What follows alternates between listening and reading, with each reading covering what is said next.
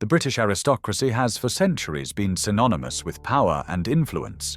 The United Kingdom's peerage system is composed of 5 principal ranks: Baron, Viscount, Earl, Marquess, and Duke, listed here from the lowest to the highest. Each of these titles, positioned just below royalty, played a key role in British political and social history. In this documentary, we shall explore, in strict hierarchical order, the origin of each noble dignity, its historical functions, its evolution over time, and its relevance today. From the modest medieval barons, direct vassals of the monarch, to the powerful dukes with vast estates and privileges, we will uncover how this hierarchy shaped both monarchy and society in Britain, and how it endures today as a symbol of tradition and continuity. Before we dive deeper, we invite you to subscribe to the channel and activate the notification bell so you don't miss our historical content. Without further ado, let us begin. Baron. From feudal vassal to parliamentary noble. The title of baron is the lowest in the British peerage, yet its roots stretch back to the very heart of the feudal system. In medieval Europe, baron originally meant free man or vassal, denoting one who swore loyalty and service to a superior lord in exchange for inheritable lands. In England, following the Norman conquest of 1066, barons were direct vassals of the king, tenants-in-chief, meaning they received their fiefs directly from the crown.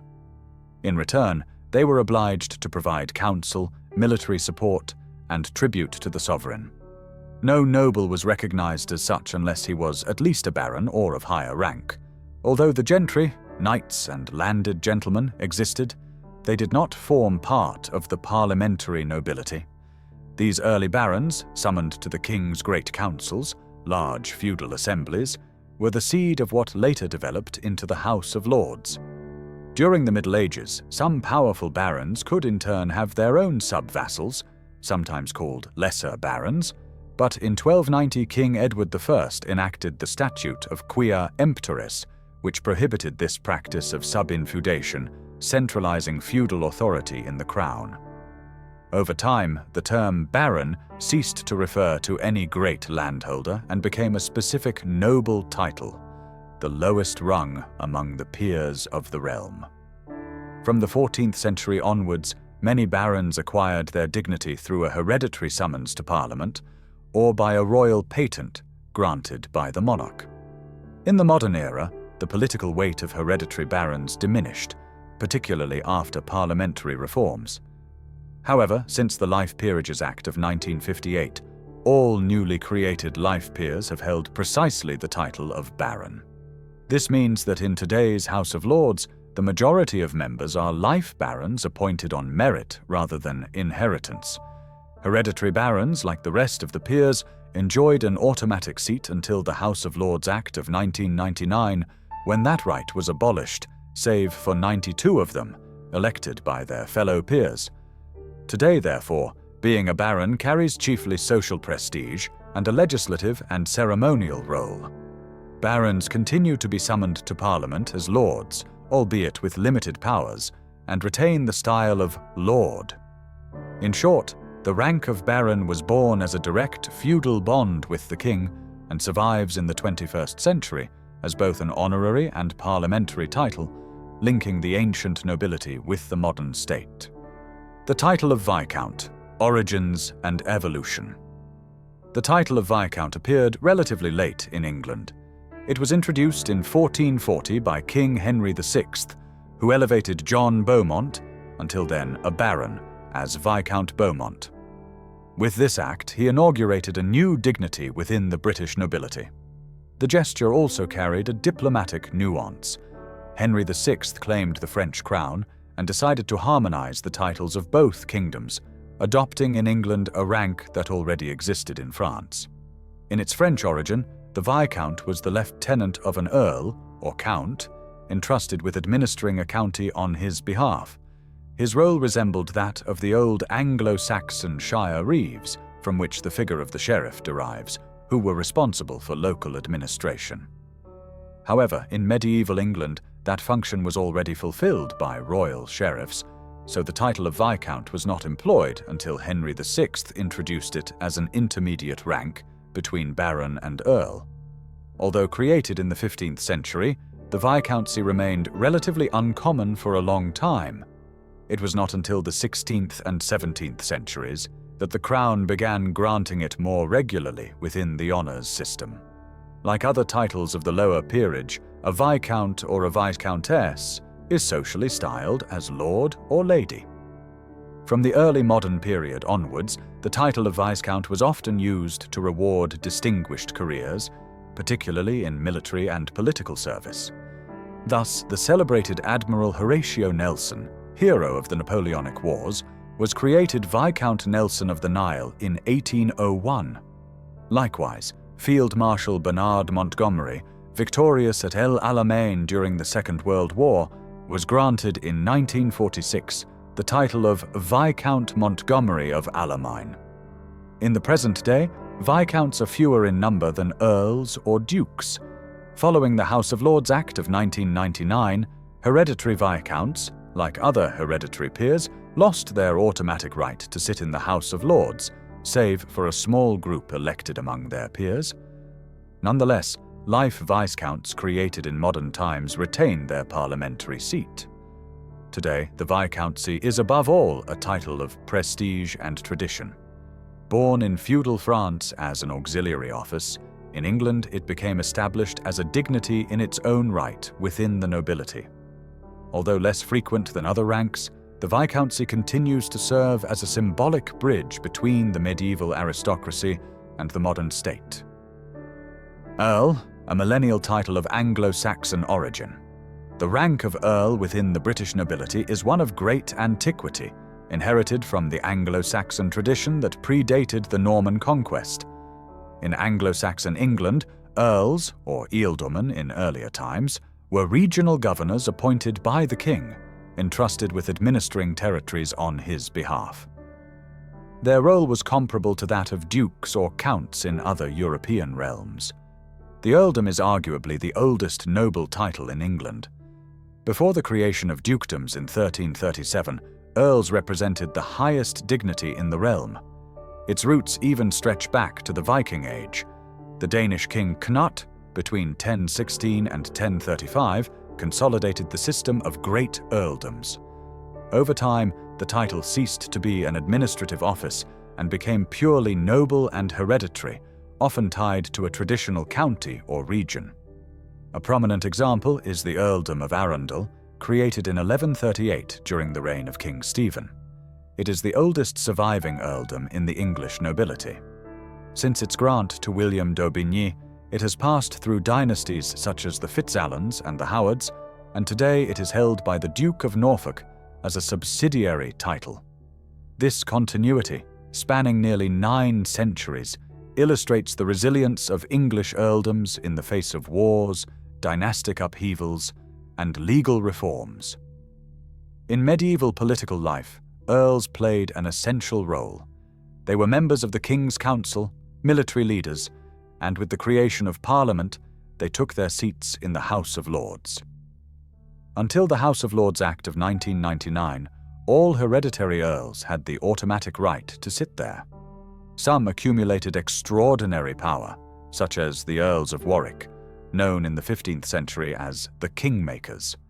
In modern times, the title of Earl has been granted as an honour to great figures of the state.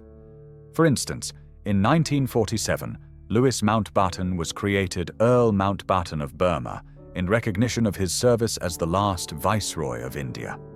Today, although the direct political power of earls has waned, the title retains immense prestige.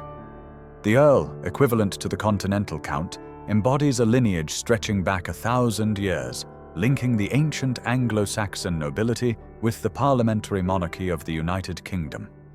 Marquess, guardians of the frontiers and a rare nobility. The title of Marquess occupies an intermediate rank between Earl and Duke.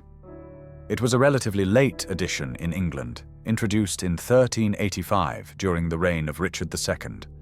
The term derives from the Norman marches, denoting the lord of a march or borderland, strategic territories whose defense required both military strength and administrative autonomy. On the European continent, marquesses were counts entrusted with guarding frontiers, but in England the creation of this rank arose more from political than geographical motives. On the 1st of December, 1385, Richard II granted his favourite, Robert de Vere, 9th Earl of Oxford, the title of Marquess of Dublin. He thus became the first English Marquess, though his elevation provoked resentment among the traditional earls, who regarded it as a threat to their status. After his fall from favour, the title fell into disuse for a time. Over the centuries, the marquisate remained less common than earldoms or dukedoms. Even today, there are relatively few marquisates compared with other ranks. Nevertheless, some attained great distinction. The Marquisate of Winchester, created in 1551, is the oldest in England, and its holder enjoys special precedence. There were also singular cases, such as Anne Boleyn, created Marquess of Pembroke in 1532 by Henry VIII, one of the rare instances of a woman invested with a marquisate in her own right. In social address, marquesses are styled Lord and marchionesses Lady, as with other noble ranks. A notable example of the marquisate's influence is the Salisbury family. The third Marquess, Robert Gascoigne Cecil, served as Prime Minister 3 times, governing for a total of 13 years during the Victorian era. Known as Lord Salisbury, he led the country at the height of the British Empire. Queen Victoria offered to elevate him to a dukedom, but he chose instead to retain the family title of Marquess.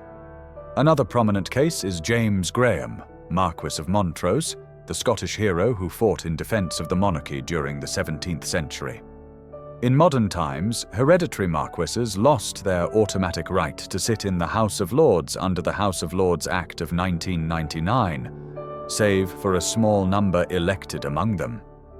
Today, the title of Marquess is above all an honour of prestige and tradition. In sum, what began in continental Europe as a military office tasked with guarding the frontiers, in England became a rare yet influential dignity, which continues to symbolise tradition and high rank within the British nobility.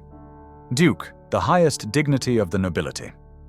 At the summit of the British aristocracy stands the title of Duke, the highest rank beneath the monarch.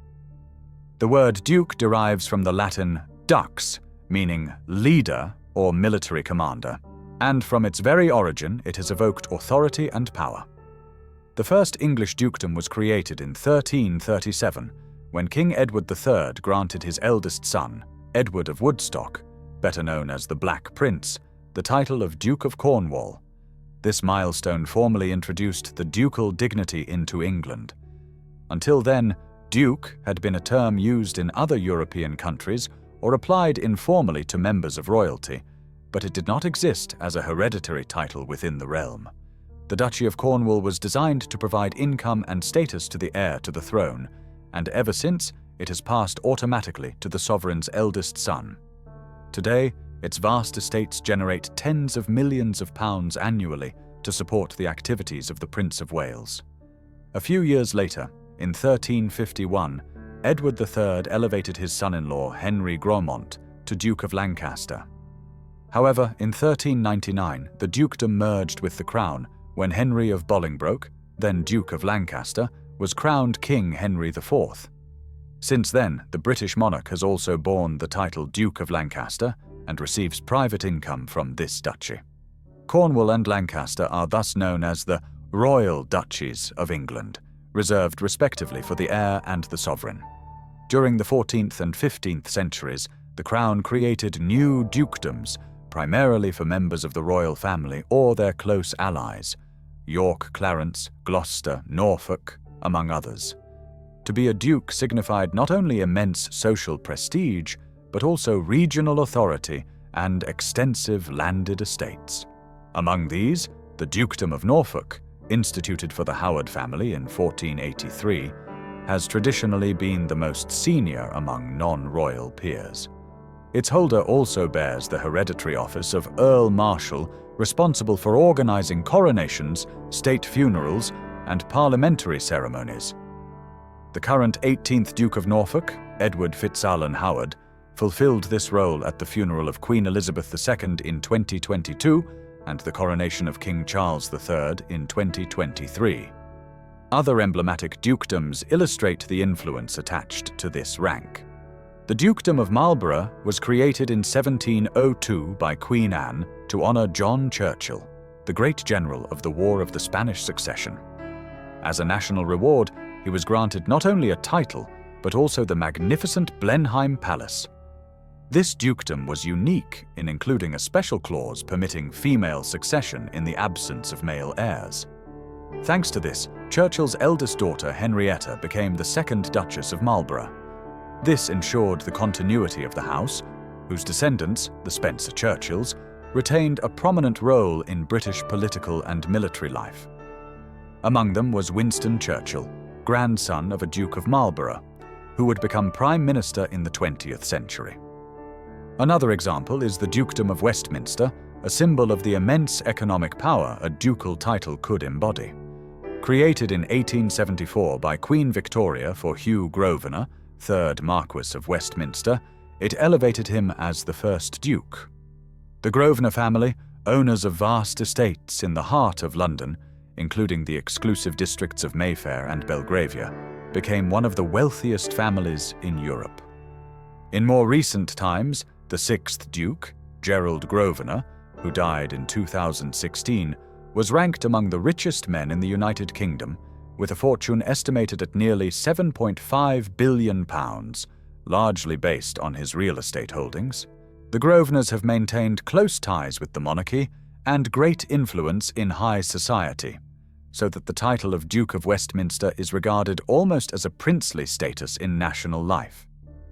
Historically, British dukes wielded formidable political and military power. They governed vast territories, recruited private armies, and shaped the kingdom's decisions. In times of crisis, they often led rival factions. One need only recall the Wars of the Roses, when the ducal houses of York and Lancaster contested the crown. With the strengthening of the state and the end of noble wars, their role became increasingly ceremonial, though the social preeminence of dukes never disappeared. Until the House of Lords Act of 1999, all hereditary dukes had the automatic right to a parliamentary seat. Although that is no longer the case, many continue to exert influence through honorary positions, charitable work, or their links with the monarchy. Dukes are also the only peers traditionally addressed as Your Grace, a reflection of the deference inspired by their rank. Beyond the titles, Prince of Wales and Monarch, above the dukes stands the royal family itself. The direct heir to the monarch traditionally receives, in addition to the Duchy of Cornwall, the title of Prince of Wales, a custom established in 1301 when Edward I granted it to his son, the future Edward II. Although it does not belong to the peerage, that is, it is not a noble title but a royal one, this dignity highlights the heir's position as immediately superior to all nobles of the realm. On certain occasions, the monarch holds an investiture ceremony to formalize the title, reinforcing its symbolic character. Since 2022, the current heir, William, Prince of Wales, also bears the titles Duke of Cornwall in England and Duke of Rothesay in Scotland.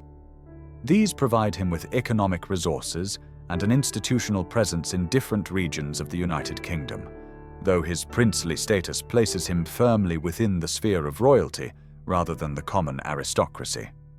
At the very summit of the system is the monarch, who is not a noble but the sovereign. The king or queen of the United Kingdom is the source from which all honors and titles flow.